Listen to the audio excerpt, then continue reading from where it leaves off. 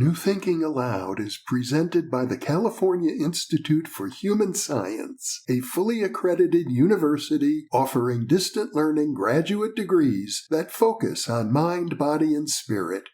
The topics that we cover here. We are particularly excited to announce new degrees emphasizing parapsychology and the paranormal. Visit their website at cihs.edu.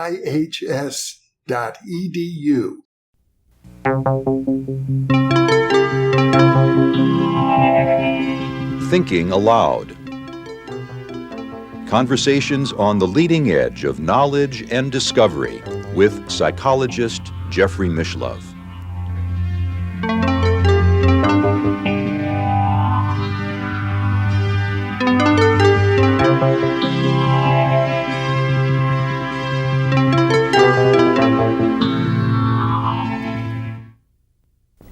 Hello and welcome. Our topic this evening is the development of intelligence, and my guest, Joseph Chilton Pearce, is an expert in the development of intelligence, has developed a theory along these lines, which he has written about in 5 different books, including The Crack in the Cosmic Egg, The Magical Child, and The Magical Child Matures, his most recent book. These books have been translated into 8 languages. Joseph, welcome. Thank you, Jeffrey. It's a pleasure to have you here. It's a pleasure to be here. In your book, Magical Child, you suggest that there's some kind of human potential in the child, in the human organism, that gets stifled by our child-rearing practices, by our educational practices. Why don't we begin there? Perhaps you can elaborate on that. Well, we hear constantly that we only use a small percentage of our full potential, and this has become just kind of a bandied about term. We hear it all the time. We tend to ignore it. Some recent information came out from, I think, Cornell Medical School. I just got the research in and got blown away by the research and can't remember the exact citation. And it points out that the capacity or ability of the brain to think, to learn, to adapt, and all, is determined not so much by just the neurons, the major cells that make up the new brain, certainly, but by the neuronal connections between the neurons, the dendrites and axons and all those things. It's like it's not a matter of how many good offices you have, but what is the communication network of telephone lines between them that determines the efficiency of the office. The more lines you have, the more efficiency you have. The more lines of communication between the cells of the brain, the more efficiency the brain has, the more intelligence it will display. In other words, we've got about 12 billion neurons or so, but each more than that, neuron might connect to 1,000 others or 10,000 others. Well, yeah, you run into the neighborhood of quadrillions and trillions of these neural connectors. Synapses. Yeah, all that. Now, at 18 months of age, when the infant's, or the new little toddler's head is about 1/3 adult size, okay? He has the full number of neuronal connectors that we have as adults. Same number. Okay. By age 6, that child has 4 to 5, and sometimes greater, times more neuronal connections than we have. 4 to 5 times more than we have as adults, or as he had at 18 months. A fantastic neural mass of networks prepared to match or adapt to or imprint to any conceivable kind of model given the child at all. One might think that a 6-year-old then would be able to learn much better than an older adult. Well, a 6-year-old child is able to adapt to, modify to, modulate to, imprint to anything. That is, the capacities of the brain at that part are infinite beyond all infinite calculations.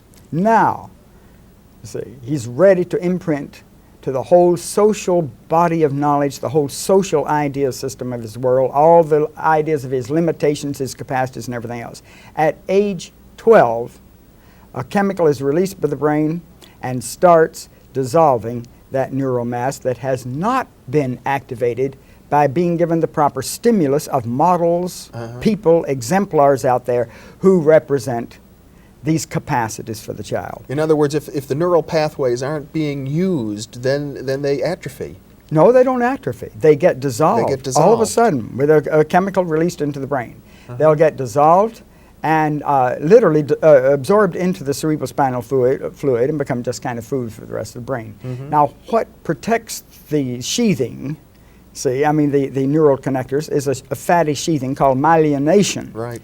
And myelination takes place any time these neural networks are involved in patterning, according to the nature of the stimuli given them by a model out there in the world. You follow what I mean? I mean, the mama comes along, she uses French language, then that immediately will start myelinating the patterns of the brain according to that unique pattern above all patterns. As I recall, the study of Einstein's brain indicated that he had more of this myelination on his nerve tissues. Well, myelination is the key, sure, you find that.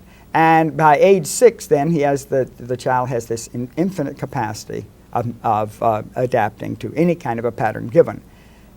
80% of that neural brain mass is dissolved by age 14 from disuse. 80%? 80%. That's now, astonishing. That's what has just come out after many, many years of some of the most painstaking work, I guess, that's ever been done in medical research. Now, you then have an adult brain which has at its disposal only 20% of the potential which it had at age 6. And not just one, but at least a dozen research papers have come out over the past 10 years which have shown that of that 20% remaining as an adult brain, we utilize approximately 5% of it. So you're dealing with an approximate 0.001% of our potential that we ever utilize. And that is on a new brain, in the neocortex. Not so with the two ancient primitive animal brains, and we'll talk about that in a minute. Yeah, your theory involves what you call the triune brain system. Well, yes. Any theory of the brain has to include that now, because Paul MacLean's work at the National Institute of Mental Health's Brain Research Center is not even theoretical. That's pure hardcore research. You can't deny it. Perhaps we can just explain what those three portions of the brain are. We have 3 brains in our skulls, not one. And they're 3 uniquely separate, distinct brain structures. Those developed throughout all evolutionary history on Earth. We have a reptilian brain, which includes our spinal cord and the brain stem, which is identical to the brain found in all reptiles. We just have a little bit bigger one, a slightly more elaborate one, but essentially the same structure. That's our sensory motor brain, Jeffrey, as you well know. And superimposed on that, the great limbic structure, which we share with all mammals, and that's our emotional cognitive brain. See, that handles emotional energies. Now, emotional energies proves to be the most awesome thing in the universe. Emotional energy is the energy that holds all patterns in their pattern form, that relates everything together in our life. Emotional energy pulls everything into its form, its formal relationship, and maintains all relationships. The great glue of the universe. It's the great glue of the universe. The great bonding power of the universe is this emotional energy. And then, superimposed over that's the neocortex, which occupies 80% of the skull, 5 times bigger than the 2 animal brain structures. And that's our thinking brain, our intellectual brain. That's the one we use 5% of. That's the one that loses 80% of its neural mass at adolescence. But the 2 animal brains we utilize 100% of, and they never lose anything. And when people talk about the right and left halves of the brain, they refer to the new brain. They're referring to the new brain. And you get into a lot of nonsense about the right and left half business, which I don't really care to go into. But the issue is, as MacLean has clearly shown, the vast bulk of our ego awareness, our personality, our awareness of selves in the world, translates into our awareness through the 2 animal brains, and only the tiniest fragment of it through the intellectual brain. But I'm gathering from what you said earlier about the brain tissue dissolving that it must be very crucial in the certain stages in the child's development that they get a lot of stimulation. Surely. And it depends on what kind of stimulation. See, Hilgard at Stanford, as you know, said that around about age 7, the child becomes acutely susceptible to suggestion of the ideas implicit in his society. That is, the ideas his society gives him of his place in the universe, what the whole show is about, his capacities, his limitations, and so on, and imprints to those through his intellectual brain. Now, values, yes, but the values as they apply to his relationships, which means the way the new brain is then going to influence the emotional brain that he shares with all mammals. That's interesting. It suggests that we basically become acculturated through a form of hypnosis. If you want to call it that.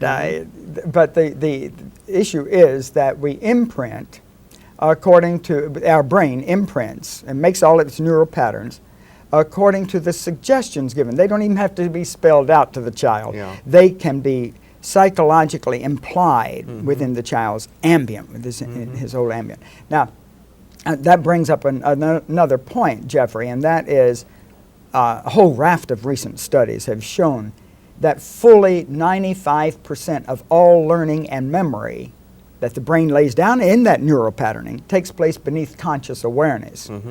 Only 5% of those neural patterns will result from all of our training of our children, all of our disciplines of our children, all of our teaching of them and so on can only account for about 5%. And as we're unconscious of most of what we impart to our children. Totally. 95% of what the child is picking up from us, we're not aware of and the child is not aware of. And there are a lot of good, solid reasons for that, and they're all physiological. I mean, none of it's occultic or just hypothesis. We know how this thing works.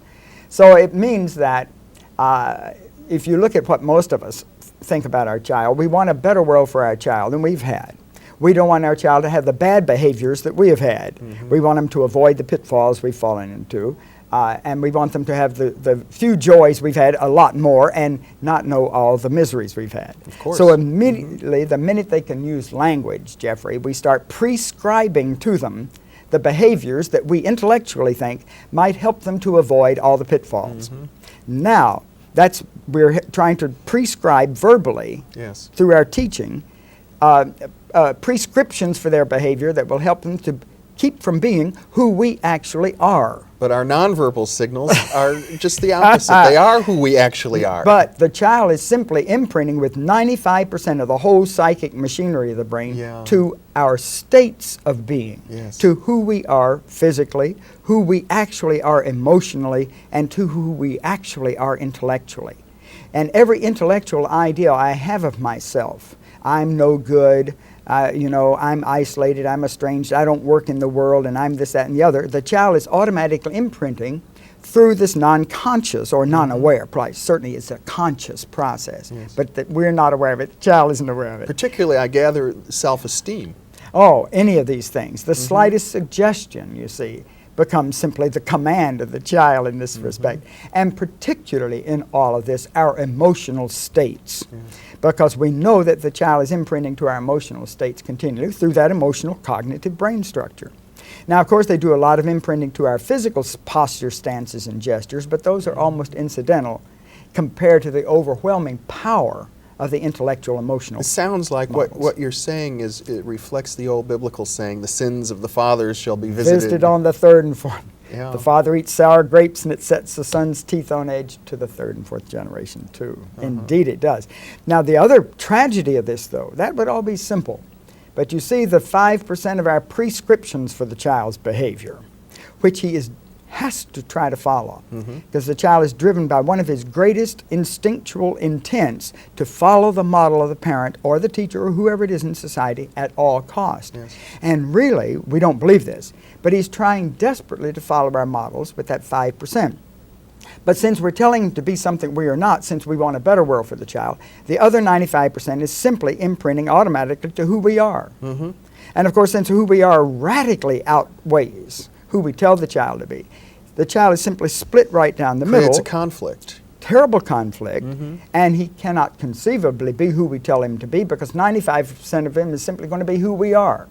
And then when he fails to be who we tell him to be, as simply this whole system imprints to who we are in our states of awareness, we then accuse him of moral failure to measure up to our lofty standards of our prescriptions. Lowers the self-esteem even further. And it splits him even more. So my teacher, Guru Mai, says, until that which you think, that which you act, and that which you speak, and so on, and feel, are all a single integrated unit, not only are you robbed of your own power and efficiency in the world, but you fragment every child that you even pass on the street, since the child is simply influenced by the whole emotional, cognitive, intellectual ambient of everyone as he passes. Now, I gather from your writing that there are stages in the development of the child at which the child is more susceptible to one or another kind of influence. For example, you mentioned at the age of 7, suggestion becomes a very strong influence on the child. Are there stages in which suggestion doesn't play such a strong role? Well, no, but it depends on what. Now, we're talking about social suggestions at age 7. The child, that's when we have throughout human history recognized the emergence of the social ego, somewhere between 6 and 7, and the emergence of logical thinking. The church started administering the sacraments at age 7, 2,000 years ago, for very good reason, because at age 7 the kid can begin to catch on, you know, to some real rules and regulations. But we could go on to throughout history, how we've recognized 6 to 7 as that big turning point when the society becomes the model.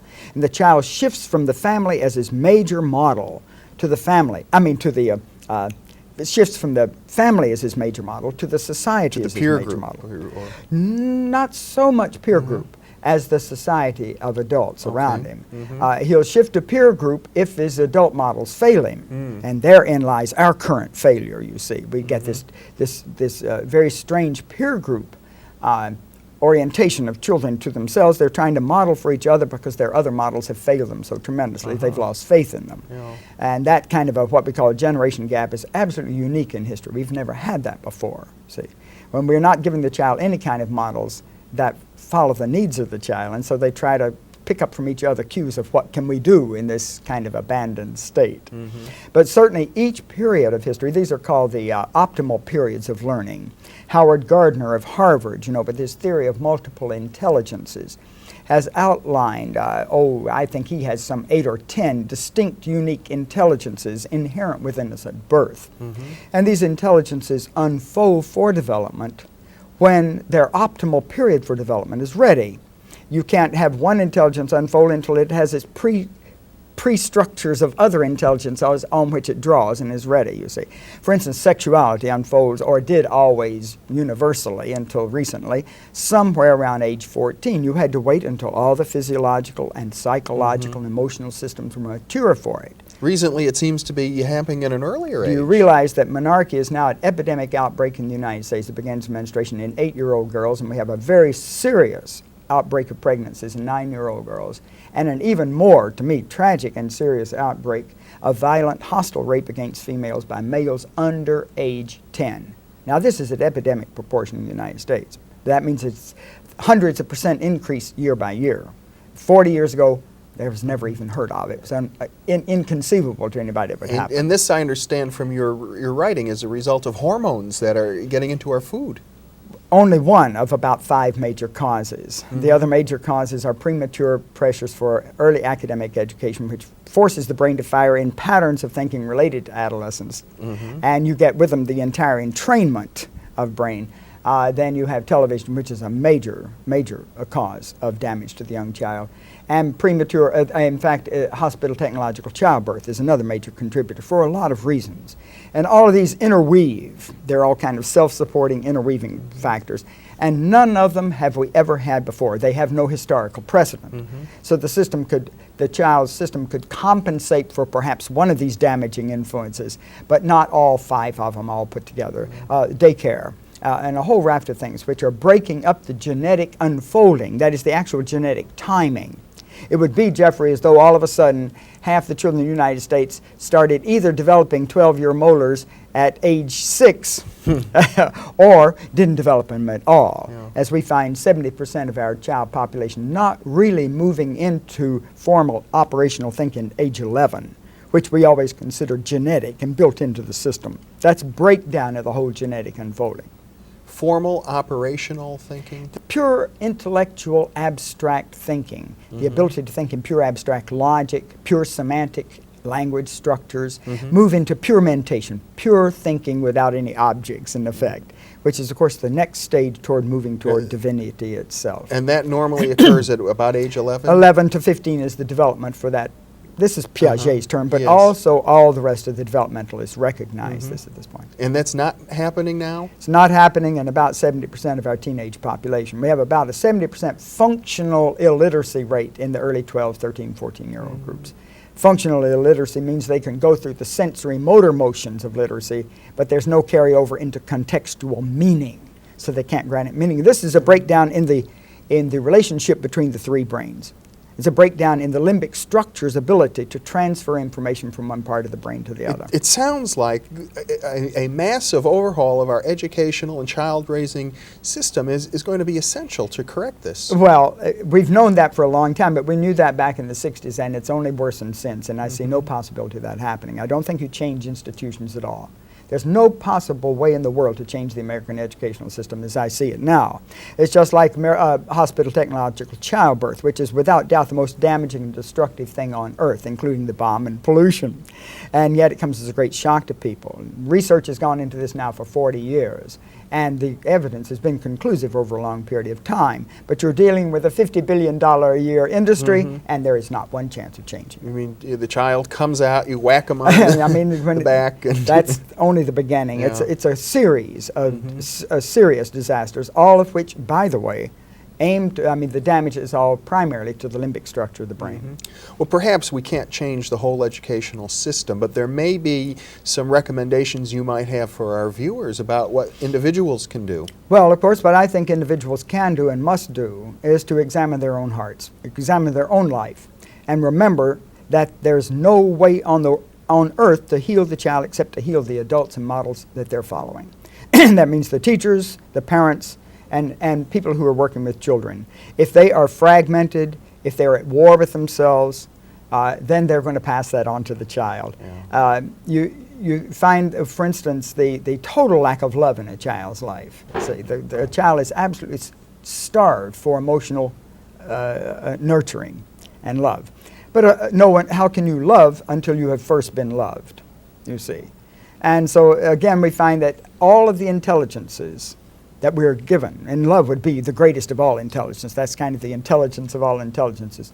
We do know this from developmental psychology, that no intelligence can unfold in the child from its potential state until it's given the stimulus of an intelligence developed already out there. They in need its a world. model. Language learning begins in the 7th month in the utero, in womb. Isn't that Language something? learning begins, provided the mother is a speaking mother. This is one of the extraordinary pieces of research. 40 years we've been working on this. You've quoted the infant, not the infant, the fetus. Actually, at 7 months you've got a pretty functional what would you infant. call it? I'd call it the infant in the womb. The because by infant in 7 the womb months shows distinct motor responses to particular phonemes that it hears. It has one muscle for each of the 52 phonemes that responds. There are 52 muscles in the child's body. It varies with every child. Each one will respond to each of the phonemes as he builds up his sensory motor aspect of language. And the point in this is if he's given the model. So no intelligence can unfold without the model given out there. By the model, I mean a person who has developed that intelligence. Furthermore, you find that the intelligence that then unfolds in the child from his potential intelligence state into its actualized state is determined to probably virtually 100% degree by the character and the nature and the quality of the model the child follows. So there you have your father sets the son's teeth on edge when he eats the sour grapes. We've got a little less than 5 minutes now, Joe, and I think what you're saying, and we should really bring this point across strongly, is that for parents who are really concerned about their children's development, the number one thing they can do is work on their own development. They have to bring themselves into wholeness. Now, wholeness is determined, strangely enough, by the heart. All of the new research, which is now piling in mass amounts, is that the heart is one of the major governors of the entire human experience. The heart not only governs the limbic structure, which governs all of our immune and healing systems. So the heart is intimately connected with the whole healing process. You mention in your book that the heart is directly related to the middle of the three brains. That's the emotional cognitive structure. The heart directs all the emotional energies of the brain, literally directs all of our response to the world out there in relationship. So there's something to this notion of the heart being associated with love. The heart is a universal consciousness as MacLean says, the individual ego translates through the brain, universal consciousness translates through the heart. That's why the heart can relate all information together. So what has happened to us in this day and time is a breakdown in mind-heart dialogue, a breakdown literally in the mind-heart connection. And the way to re-achieve that or open that mind-heart connection up is to come across someone who has opened that mind-heart connection up and who operates out of the heart. We have the statement, the cave of the heart wherein God lives. That is, in my yoga, we believe thoroughly that God dwells within the heart, and that until you open up and get in touch with that God in the heart, you're isolated and estranged from everything. The minute you're opened up to the heart, you are intimately related and a part of and one with everything. And we find that immediately the heart integrates the brain structure so that that which we're thinking, that which we're feeling, and that which we're acting are a single integrated whole. And it gives us a great deal more power and effectiveness in our life than we ever had before. And so meditation is the answer to the whole thing. And this sounds phony, but you see, meditation is one of the natural circadian rhythms that we're born with at birth, and it's lost in 97% of the population. Yeah. So rediscovering meditation, as I've been following meditation, Siddha meditation, SIDDHA meditation, an ancient system for 10 years. And all I can say, it has radically transformed my life. The other thing you seem to be saying here is that in terms of parents and child raising, that more important than providing children with intelligent role models or athletic role models are loving role models. Kagan's work in Guatemala proves conclusively, and I can't go into all the Kagan at Harvard, all the ramifications of it in 1 minute flat, but that strong emotional nurturing of a child is the whole determining part of the development of intelligence. They can be brought up in a pig pen with absolutely no standards of life at all, with just an abysmally low standard of living, but with a high quality of life, because the only quality of life of a child is their emotional relationships. Give them a high quality of emotional relationships and you'll have a brilliant, happy child. That's extraordinary, and I think it's very profound. But who can do that for a child until they themselves are integrated and well knit, you see? You cannot love until you have first been loved. Well, Joseph, you've been talking about some extraordinary deep problems that we have, and of course we haven't had time to cover all the solutions, but I think what you're saying is if we're going to look at solutions at all, we have to start with this simple issue of love.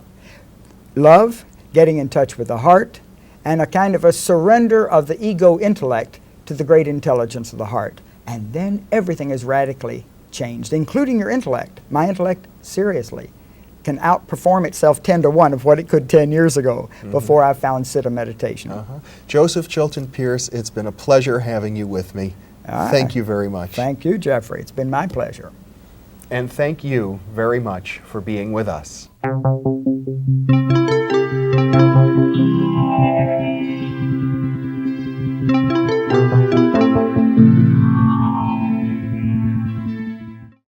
Book 3 in the new Thinking Aloud dialogue series is UFOs and UAP, Are We Really Alone? Now available on Amazon. You can now download a free PDF copy of issue number 8 of the New Thinking Aloud magazine, or order a beautiful printed copy. Go to newthinkingaloud.org